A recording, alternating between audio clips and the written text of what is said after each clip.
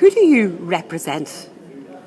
So, British in Europe is a coalition of 11 UK citizens groups across the EU. So we have groups in Germany and Italy and France, Spain, several groups in Spain and France, given the size of the countries, the Netherlands, Luxembourg. And we are representing UK citizens who live in the EU and who want to safeguard their rights, the rights that they have now, the indivisible rights they have as EU citizens post-Brexit. You've spoken with MEPs today. Are you confident that your rights are going to be protected post-Brexit?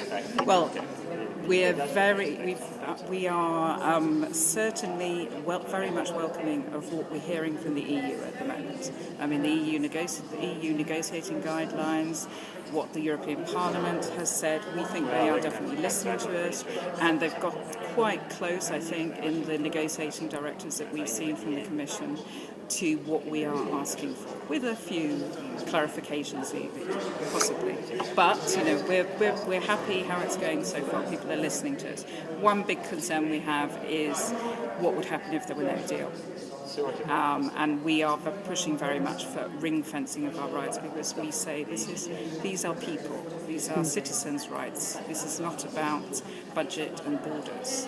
And therefore we need certainty now. We've already been living in limbo for more than 10 months. In the EU, it's usually nothing's agreed until everything is agreed.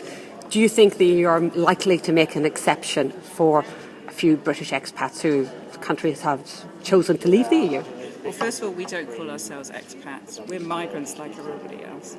And we're working very hard with the 3 million and other groups like the New Europeans who represent EU citizens in the UK, as well as UK citizens in the EU. I think that, yes, the EU is listening to us, and I mean, I think there's a lot of consensus on the fact that citizens come first and that people cannot be left in this uncertainty. One of the issues that's come up is the number of people who weren't allowed to vote because they've been living outside the UK. How many people do you think this applies to in total?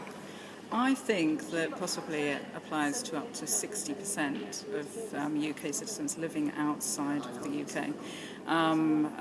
Recently, the minister who is responsible for voting in the UK answered a written question on how many people would be potentially re-enfranchised if the 15-year rule were abolished. And he talked about 3 million out of the 4.9 million who live abroad. So that's a huge number of people. And obviously, if we translate that into UK citizens living in the EU, that means around 60% of us may not have been able to vote in this referendum. I was one of them. And this directly affected our working and family lives, and we had no say, despite being told in the 2015 manifesto of the Conservative Party that we were going to be given votes for life. Apparently it was all too short. It was all too difficult to organise in time for the most important vote for a generation.